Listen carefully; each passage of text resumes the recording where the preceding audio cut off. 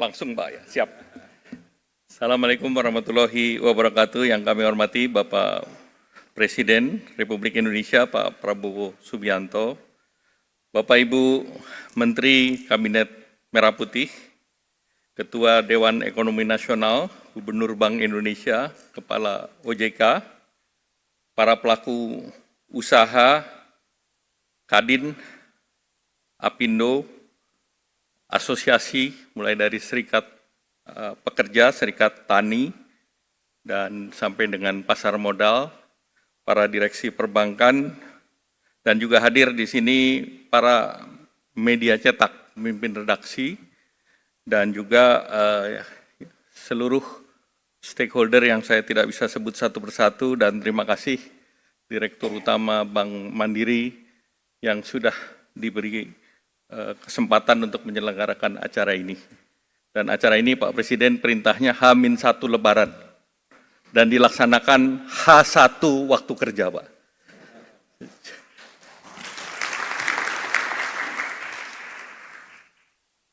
Pertama, izinkan kami mohon maaf lahir dan batin dalam rangka Hari Raya Idul Fitri. Dan kedua, sesuai arahan Bapak Presiden, kami ingin menyampaikan terkait dengan kondisi makroekonomi. Kalau kita lihat secara pertumbuhan ekonomi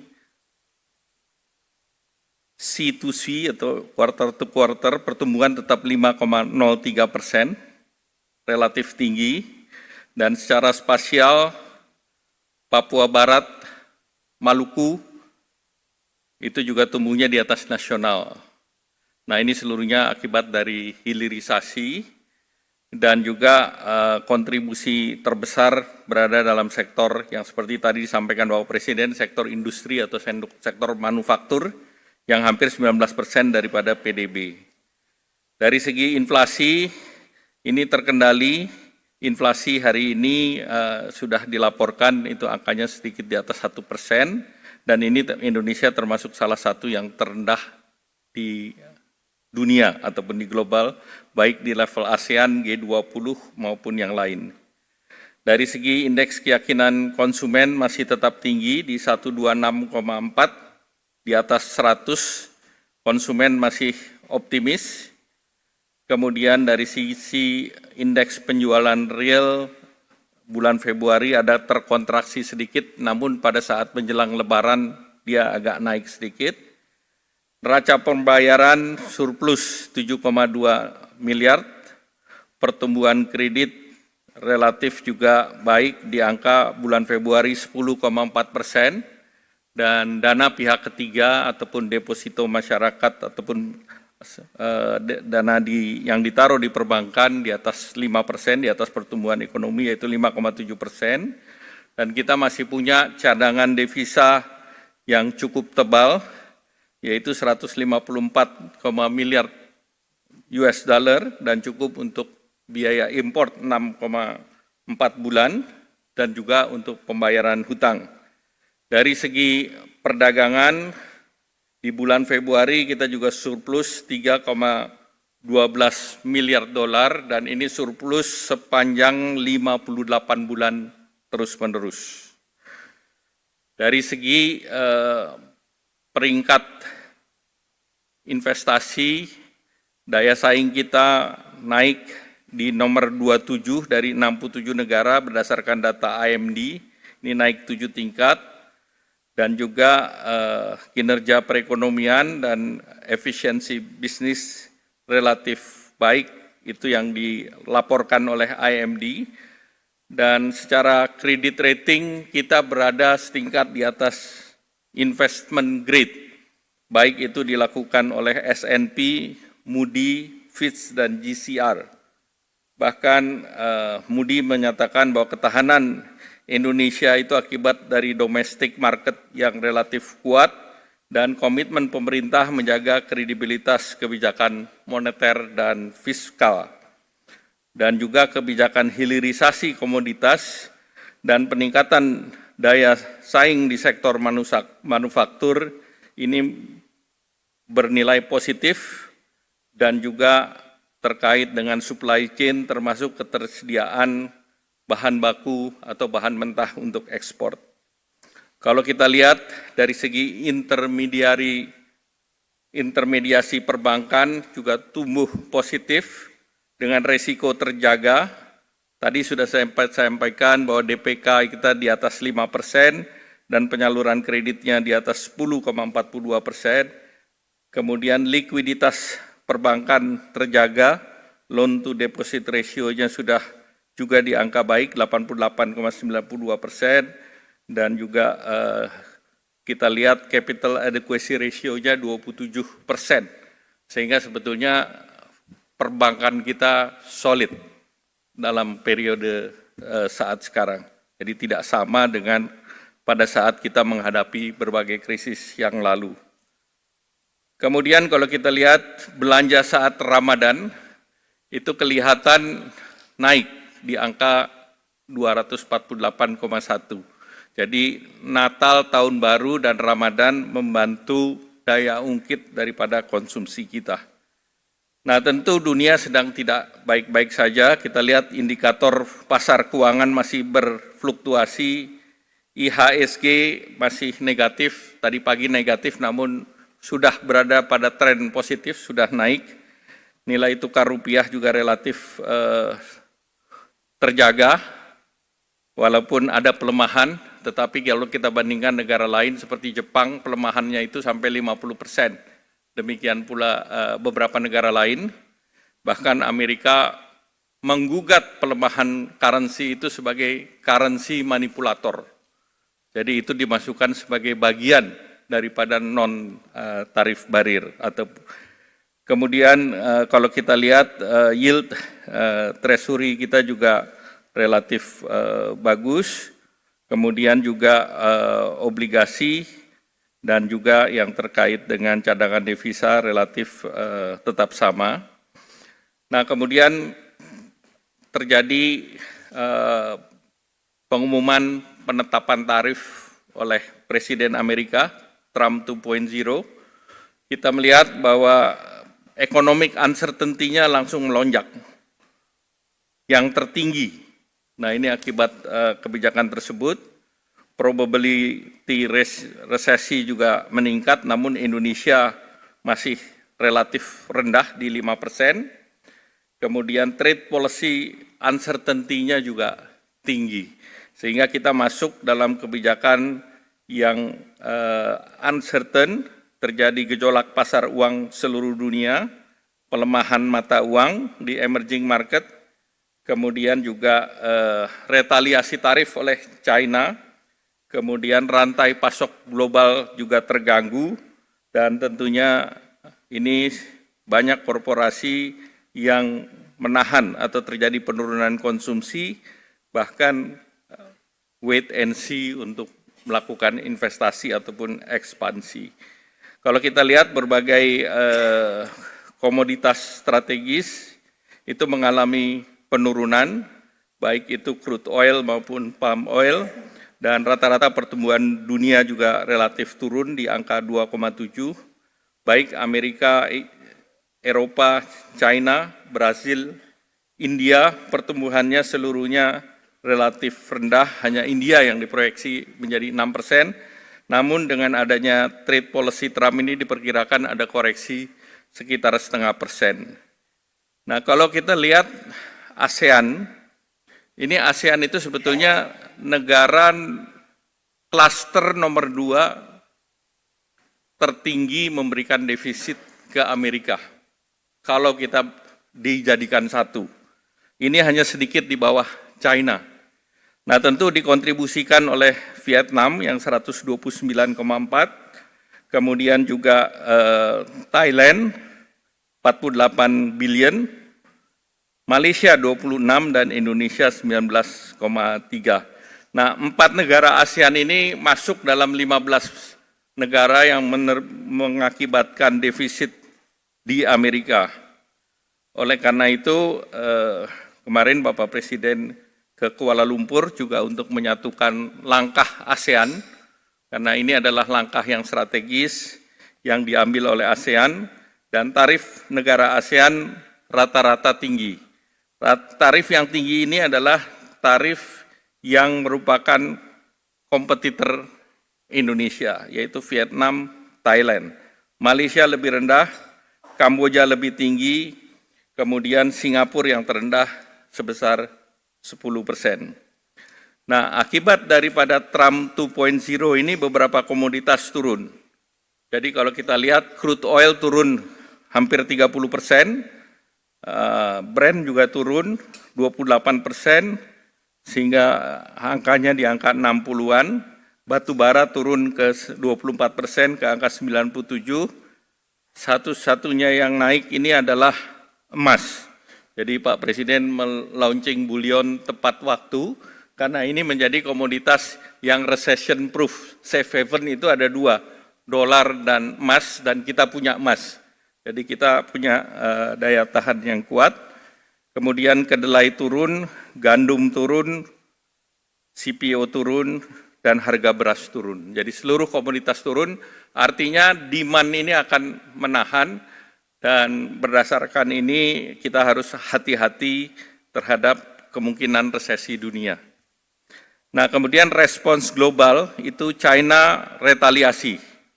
Barang import dari Amerika dinaikkan 34%, Vietnam minta tarifnya turun dan ditunda, terutama untuk Nike, dan Amerika belum menerima usulan Vietnam ini. Kemudian India juga tidak melakukan retaliasi, walaupun Perdana Menteri Modi sudah ke Amerika, namun tetap dikenakan sanksi. Kemudian Malaysia, dia akan mengikuti dengan negara ASEAN dan Indonesia, tidak melakukan retaliasi dan pendekatan diplomatik, termasuk membuka pasar CPTPP dan RCEP. RCEP itu di ASEAN, dan Indonesia juga mendorong intra-ASEAN trade untuk ditingkatkan. Thailand juga akan terus negosiasi dan akan mendorong sebagai sweetener adalah data center dan industri AI yang akan mengundang investasi Amerika ke Thailand. Kemudian Filipina relatif lebih rendah, 17%.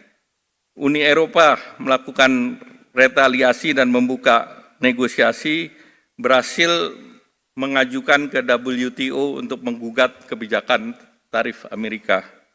Nah, oleh karena itu arahan Bapak Presiden untuk merespons ini dalam beberapa kali pembicaraan dan bahkan dalam rapat, ini Indonesia memilih jalur negosiasi karena Amerika merupakan mitra strategis, kemudian juga revitalisasi perjanjian perdagangan dan investasi, di mana TIFA ini terakhir tahun 96, jadi sudah menjadi sudah obsolete perjanjian ini.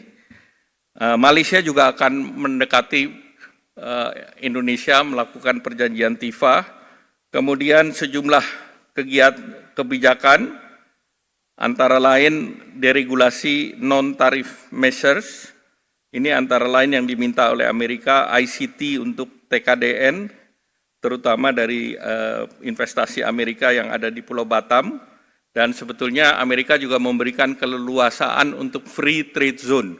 Jadi ini juga menjadi bahan untuk kita bernegosiasi, karena mereka akan invest data center, baik Oracle, Microsoft, maupun terkait dengan trade.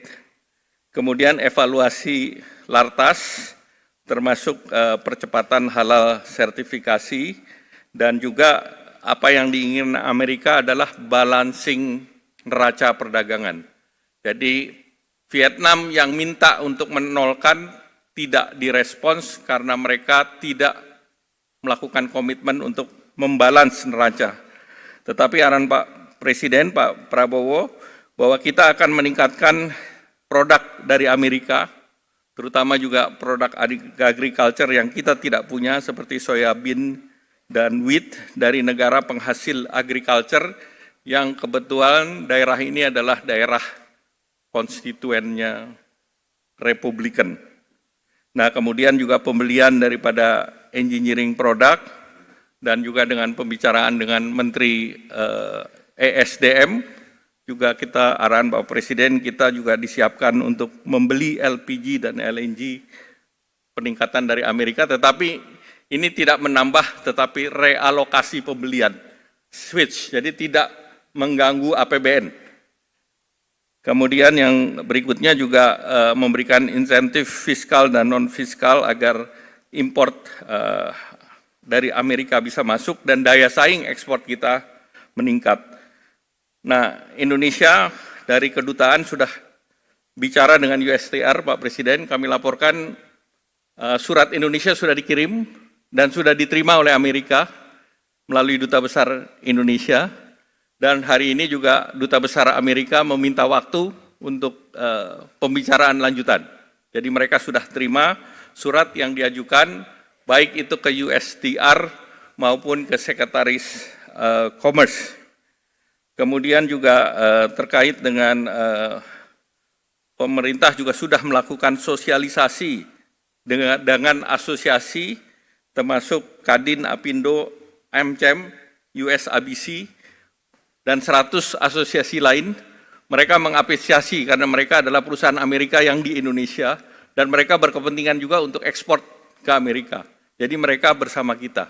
Nah, ini kita sudah rapatkan dan kita sedang siapkan teknisnya. Selanjutnya, karena yang paling terkena adalah tekstil, kita punya pengecualian. Jadi emas dan tembaga dikecualikan, Pak. Tidak masuk, termasuk juga furniture tidak dikenakan bea masuk setinggi itu, Pak.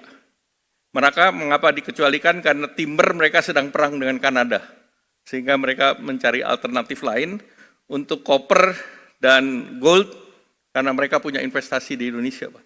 Sehingga tentu peluang kita untuk melakukan hilirisasi dari produk itu untuk masuk ke Amerika.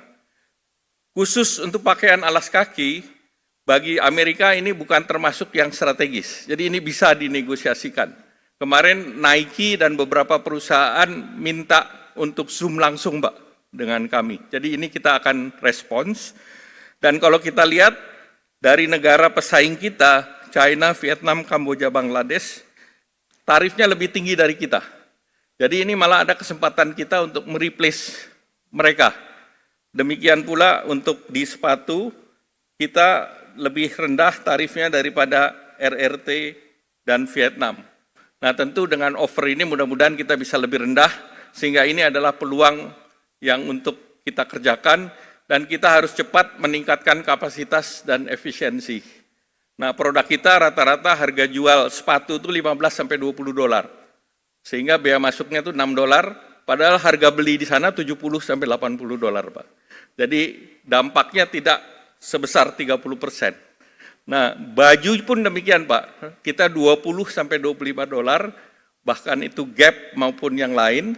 Nah, dijualnya di sana 80-100 dolar juga. Jadi dampaknya mungkin tidak seberat yang kita pikirkan.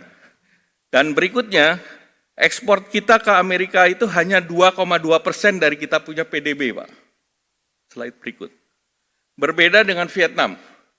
33% PDB mereka tergantung daripada ekspor. Sehingga dengan demikian kita bisa menahan akibat terhadap perekonomian kita. Jadi Amerika bukan satu-satunya market yang membuat kita susah. Kita bisa antisipasi ini, Pak Presiden. Nah, top ekspor kita adalah China 60 miliar, Amerika 26 miliar, dan India 20 miliar. Nah, tentu kita bisa membuka market lain di luar Amerika. Nah, jangka pendek, daya beli yang kita sudah lakukan adalah dengan program Bansos, kemudian THR, Bapak Presiden tadi sudah sampaikan, stimulan Ramadan ini sudah jalan, kemudian juga terkait dengan stabilisasi harga pangan, tadi Bapak Presiden sudah sampaikan, dan stimulasi ekonomi, diskon tarif Januari, Februari. Nah, inflasi memang naik ke 1% di bulan Maret karena sudah tidak ada diskon di bulan Maret ini, dan juga terhadap PPN properti, electric vehicle, hybrid. Nah, ini juga disiapkan sehingga penjualan sebetulnya otomotif di bulan Februari itu ada kenaikan.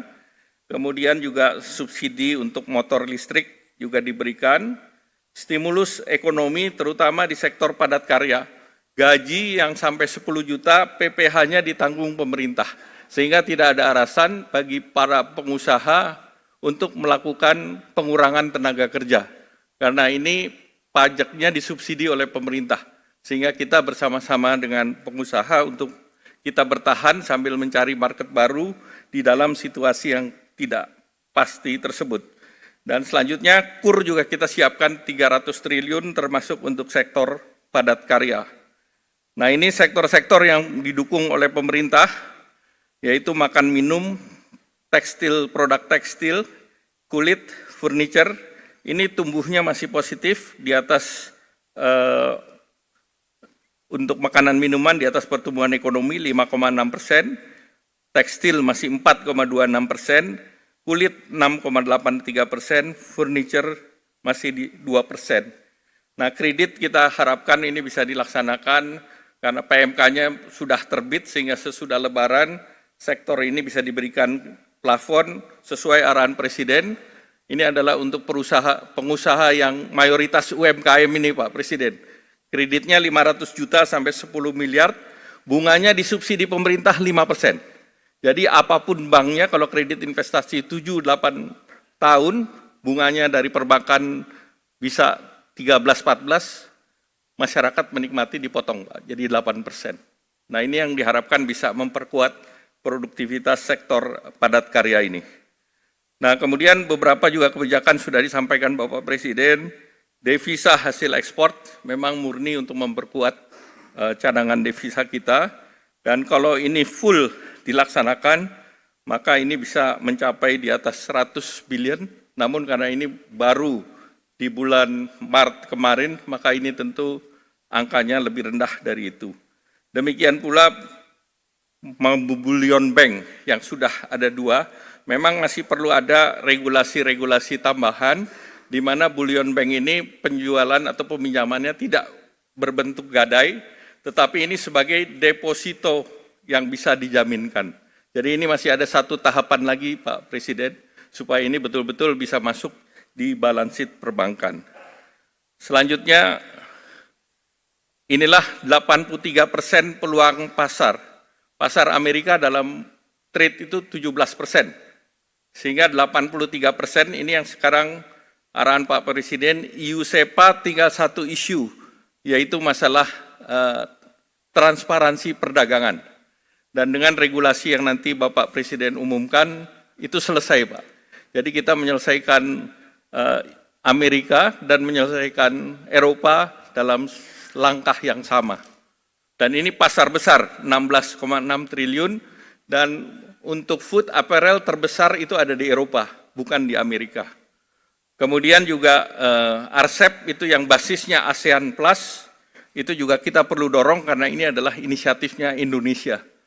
Ekonominya juga besar, 24,6 triliun. Kemudian inisiatif baru CPTPP.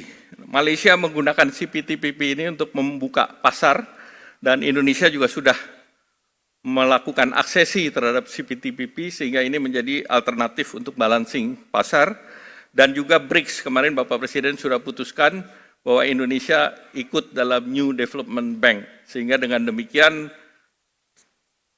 kita sudah punya aliansi berbagai negara secara multilateral, dan yang terakhir Eurasia Pak dengan Rusia, tanggal 14 Deputy Prime Minister-nya akan datang, dan mudah-mudahan ini juga bisa kita akselerasi sehingga pasar Rusia pun akan terbuka.